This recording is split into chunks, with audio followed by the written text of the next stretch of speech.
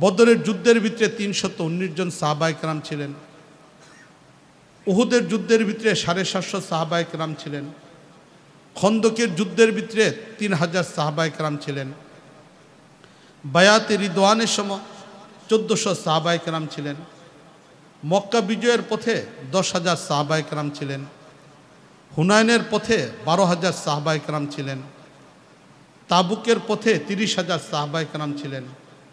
বিদা হজের ময়দানে 1,24,000 সাহাবায়ে কেরাম ছিলেন।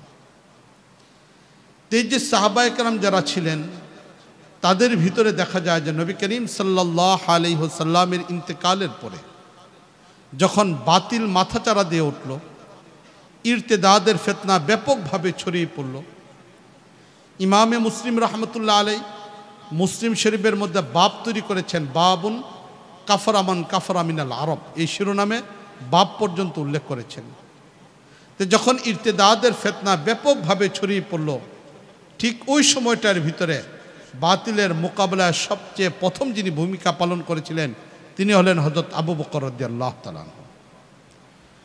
আবু বকর রাদিয়াল্লাহু তাআলা আনহুর ইতিহাস ভিন্নভাবে হয়তো উল্লেখ হতো ইতিহাসে, কিন্তু সেদিনে বাতিলের মোকাবেলা হযরত আবু বকর রাদিয়াল্লাহু তাআলা যে ভূমিকাটা পালন করেছিলেন তার কারণে আবু বকর রাদিয়াল্লাহু তাআলার ইতিহাস নতুন করে রচনা করতে হয়েছে। আবু বকর রাদিয়াল্লাহু তাআলার আলোচনাটা ভিন্নভাবে আসছে। ঠিক এরকমভাবে হযরত আলী রাদিয়াল্লাহু তাআলা আনহু রাওয়াফিজ এবং খাওয়ারিজদের বিপক্ষে যে মোকাবেলা করেছেন, এটার কারণে হযরত আলী রাদিয়াল্লাহু তাআলা আনহুর নাম ভিন্নভাবে উল্লেখ করতে হয়েছে। হযরত উসমান গনি রাদিয়াল্লাহু তাআলা আনহু সেই বিদ্রোহীদের বিপক্ষে মোকাবেলা করার কারণে উসমান রাদিয়াল্লাহু তাআলার নাম ভিন্নভাবে উল্লেখ করা হয়েছে। তাহলে যুগে যুগে দেখা যায় শুধু সাহাবায়ে কেরাম নয়, বাতিলের মোকাবেলা করেছেন যারা, তাদের আলোচনাটাই ইতিহাসের মধ্যে সবচেয়ে বেশি পরিমাণ আসছে। আমাদের ইমামে আবু হানিফা রাহমাতুল্লাহ আলাই তিনিও বাতিলের মোকাবেলায় করেছিলেন। আবু হানিফা রাহমাতুল্লাহ আলাইয়ের যুগে বাতিল যখন মাথাচাড়া দিয়ে উঠছে তখন ইমামে আবু হানিফা রাহমাতুল্লাহ আলাই সেই বাতিলের মোকাবেলা করেছেন। ইমামে মালিক রাহমাতুল্লাহ আলাই ওনার যুগটা ছিল উমাইয়াদের শাসন ব্যবস্থা, যে শাসন ব্যবস্থায় উমাইয়া শাসক যারা ছিলেন তারা জনসাধারণ থেকে যখন খেলাফতের বায়াত নিতেন, এর সাথে সাথে যদি খলিফার বিরোধিতা করে তাহলে স্ত্রী তালাক হয়ে যাবে, এই ধরনের শব্দগুলিকে পর্যন্ত ব্যবহার করতেন। বাতিল এই পদ্ধতিতে যখন চলে আসলো, ইমামে মালিক রহমতুল্লাহ আলাইহির দ্বারা ফতোয়া ঘোষণা করলেন তালাকুল মুকরা গায়রু ওয়াকে, জোরপূর্বকভাবে যদি তালাক নেওয়া হয় তাহলে তালাক সংগঠিত হবে না। ইমাম মালিক রহমতুল্লাহ আলাইহি ওই বাতিলের মোকাবেলা করার কারণে ইমাম মালিক রহমতুল্লাহ আলাইহিকে সর্বাত্মক পরিমাণ অপদস্থ করা হয়েছে। যে ইমামে মালিক রহমতুল্লাহ আলাইহি মদিনাতে কোনোদিন জুতা পরে হাঁটতেন না, সেই ইমামে মালিক রহমতুল্লাহ আলাইহিকে গাদার পিঠে উল্টো করে বসিয়ে চেহারাতে কালি মাখিয়ে ইমাম মালিক রহমতুল্লাহ আলাইহিকে অপদস্থ করা হয়েছে। ইমামে শাফি রহমতুল্লাহ আলাইহির যুগে যখন বাতিল চলে আসছে, এর মোকাবেলা ইমাম শাফি রহমতুল্লাহ আলাইহি করেছেন, যার কারণে ইমামে শাফি রহমতুল্লাহ আলাইহি নবী বংশের মানুষ, কুরাইশ বংশের মানুষ, কিন্তু ইমামে শাফি রহমতুল্লাহ আলাইহিকে হেজাজ থেকে বের করে দেওয়া হয়েছে। ইমামে আহমদ ইবনে হাম্বল রহমতুল্লাহ আলাইহিকে বাতিলের মোকাবেলা করার কারণে জেলখানায় বন্দি করা হলো এবং প্রতিদিন ইমাম আহমদ ইবনে হাম্বল রহমতুল্লাহ আলাইহিকে বেত্রাঘাত করা হতো। ইমাম আহমদ ইবনে হাম্বল রহমতুল্লাহ আলাইহি সেখানে বলতেন, ইতুনি কিতাব আল্লাহ, আমার কাছে তোমাদের যুক্তি নিয়ে কোরআনে কারীমকে নিয়ে আসো, আমি তোমাদের যুক্তিগুলিকে মেনে নেব। কিন্তু ইমাম আহমদ ইবনে হাম্বল রহমতুল্লাহ আলাইহির সামনে যুক্তি নয়, বরং তারা শক্তিকে ব্যবহার করে, বাতিলকে শক্তি ব্যবহার করে বাতিল ইমাম আহমদ ইবনে হাম্বল রহমতুল্লাহর উপর নির্যাতন করেছিল। তাহলে যুগে যুগে প্রতিটা যুগে আমরা দেখি বাতিল আসছে এবং উলামায়ে কেরাম বাতিলের মোকাবেলা করেছেন।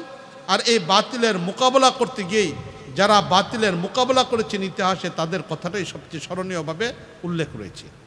এই জন্য ইবনে তাইমিয়া রহমতুল্লাহ আলাইহি কথাটা বলেছেন, কোনো যুগ কতটুক আগে বাড়ছে, ইমানের লাইনে কতটুক আগে বাড়ছে, এটা মসজিদ মাদ্রাসা খানকা নির্মাণ করার দ্বারা বুঝে আসবে না, বাতিলের মোকাবেলা কারা কতটুকু ভূমিকা রাখছে এটার দ্বারাই বুঝে আসবে। ঠিক আজকের সময়টার ভিতরেও আমরা দেখি আজকে যারা বাতিলের মোকাবেলা করার কারণে জেলখানায় বন্দী রয়েছে তাদেরকে ইতিহাস স্মরণ রাখবে, আর যারা ভিন্ন অবস্থানে রয়েছে, তারা হয়তো সুযোগ সুবিধা পেতে পারে, কিন্তু ইতিহাসে তাদের নাম থাকবে না। যারা জেলখানায় মামলাতে শিকার, তাদের কথা ইতিহাস স্মরণ রাখবে। এটা ইতিহাসের দ্বারা, ইতিহাস এদেরকেই স্মরণ রাখে। এই জন্য সত্যিকার অর্থে প্রত্যেক যুগের উলামায়ে কেরামের উচিত হলো দুই আঙ্গিকে কাজ করা।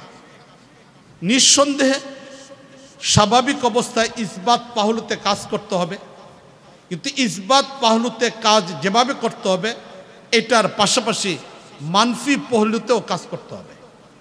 নবী করিম সাল্লাল্লাহু আলাইহি ওয়াসাল্লামের কাজের ধরনই ছিল দুই রকম। মক্কার কাজের ধরন ছিল একরকম, মদিনার কাজের ধরন ছিল একরকম। মক্কাতে নবী করিম সাল্লাল্লাহু আলাইহি ওয়াসাল্লাম ইতিবাচক দৃষ্টিকোণ থেকে দাওয়াতের কাজ করেছেন, সেখানে পদ্ধতি ছিল এক।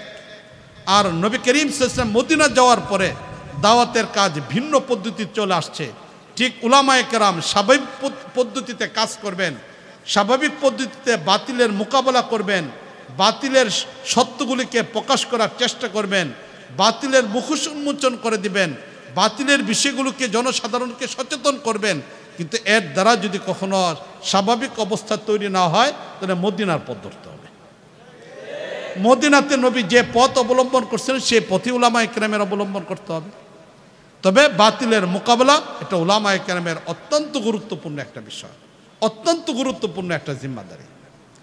আমাদের আকাবির আশরাফ যারা ছিলেন, তারা নির্ধারিত একটা জায়গার মধ্যে সীমাবদ্ধ থাকে নাই, যার কারণে আমাদের আকাবির আসলাফের সে ত্যাগ আর কুরবানির কারণে আজকে আমরা ইসলাম পাইছি।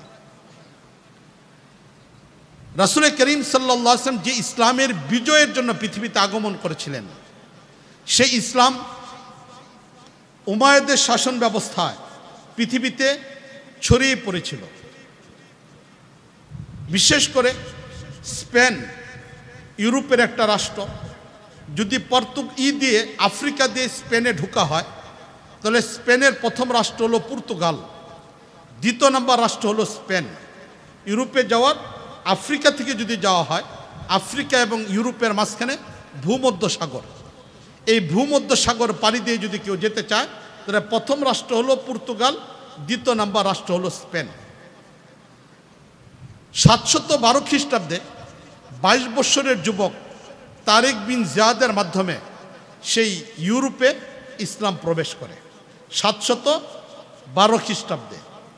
আর 711 খ্রিস্টাব্দে আমাদের এই ভারত উপমহাদেশে 17 বৎসরের যুবক মোহাম্মদ বিন কাসিমের মাধ্যমে ইসলাম প্রবেশ করে। তাহলে এই দুইটা দেশে ইসলাম প্রবেশের ব্যবধান হলো 1 বছর। ভারত উপমহাদেশে ইসলাম আসছে 711-তে, ইউরোপে ইসলাম গেছে 712 খ্রিস্টাব্দে।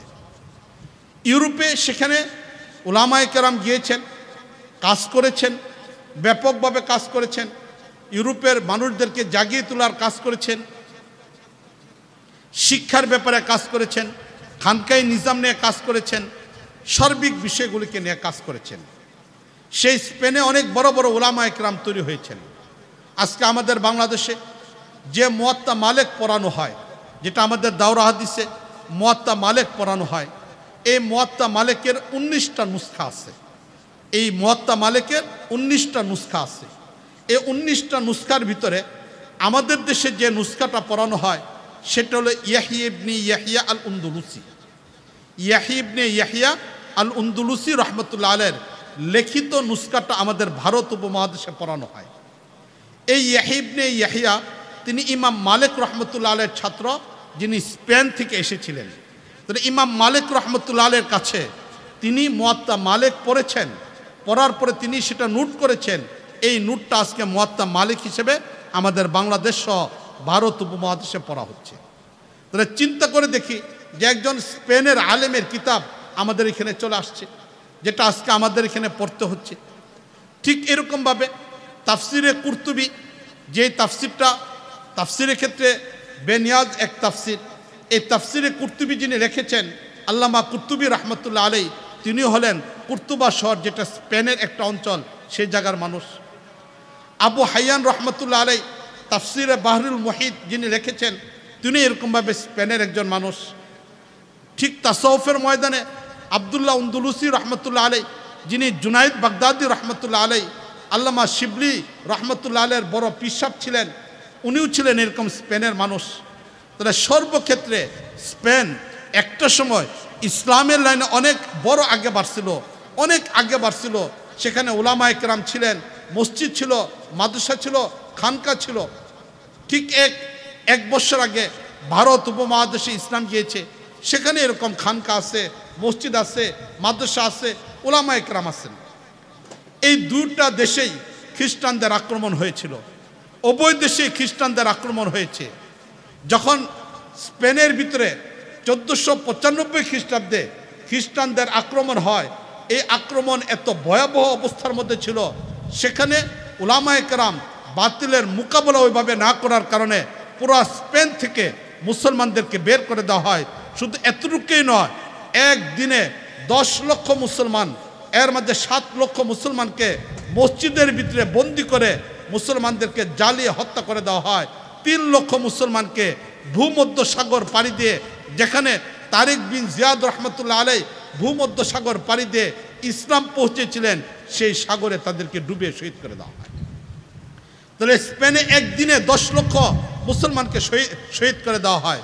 অথচ এই ভারত উপমহাদেশেও ব্রিটিশদের আক্রমণ হয়েছিল, কিন্তু উলামায়ে কেরাম দ্বীন এবং ইসলামকে নিয়ে থাকার কারণে, বাতিলের মোকাবেলা করার কারণে সেই ভারত উপমহাদেশ থেকে ইসলামকে মিটানো যায় নাই, কিন্তু ভিন্ন জায়গা থেকে স্পেন থেকে ইসলামকে মিটাই দিতে পারছে।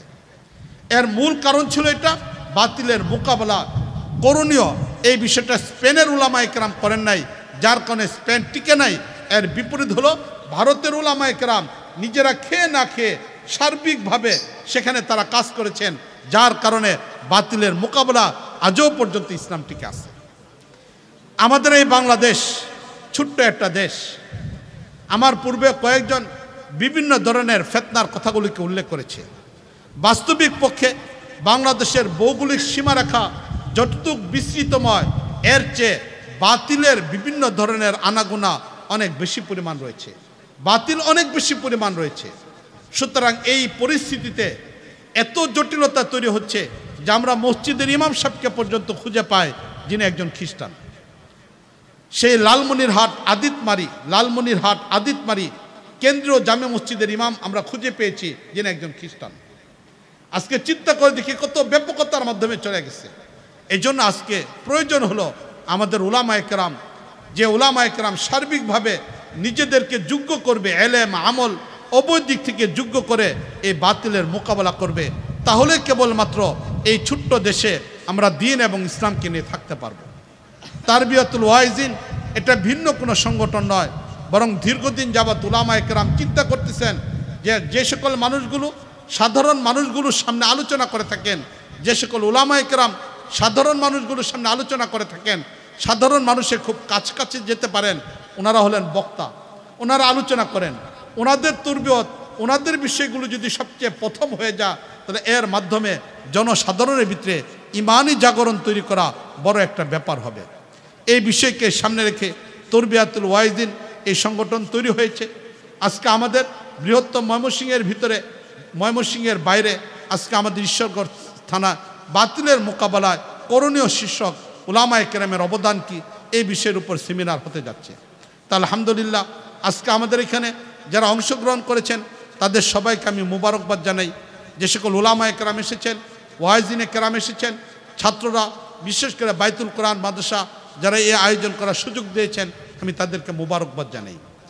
এই সংগঠনের সাধারণ একজন সদস্য হিসেবে আমার শেষ পর্যন্ত থাকা দরকার ছিল, কিন্তু আমি প্রায় দীর্ঘ 7 থেকে 8 দিন যাবৎ সফরের মধ্যে রয়েছি। এই গতকালকে উত্তরবঙ্গ থেকে আমি এসেছি, এখনও পর্যন্ত খানকাতেও যেতে পারি নাই, মাদ্রাসাতেও যেতে পারি নাই, নিজের বাসাও যেতে পারি নাই। প্রায় দীর্ঘ 7 থেকে 8 দিন যাবৎ আমি সফরের মধ্যে থাকার কারণে অত্যন্ত অসুস্থ, ক্লান্ত হয়ে গেছি। এই জন্য আজকে আমি আর শেষ পর্যন্ত থাকতে পারতেছি না। ইনশাল্লাহ এখানে উলামায়ে কেরাম আছেন, আমাদের বাইতুল কোরআনের মোহতামিম সাহেব দামাত বরকাতুম আছেন, ওনারা ইনশাল্লাহ এই প্রোগ্রামকে সমাপ্ত করবেন। আল্লাহ রাব্বুল আলামিন আমাদের সকলের এই আশা যাওয়াগুলিকে কবুল ও মঞ্জুর করেন এবং বাতিলের মোকাবেলা করে যেন সত্যিকার অর্থে ইসলামকে আমরা সুন্দরভাবে উপস্থাপন করতে পারি। আল্লাহ রাব্বুল আলামিন তৌফিক দান করুন। ওয়া আখিরু দাওয়ানা আনিল হামদুলিল্লাহি রাব্বিল আলামিন।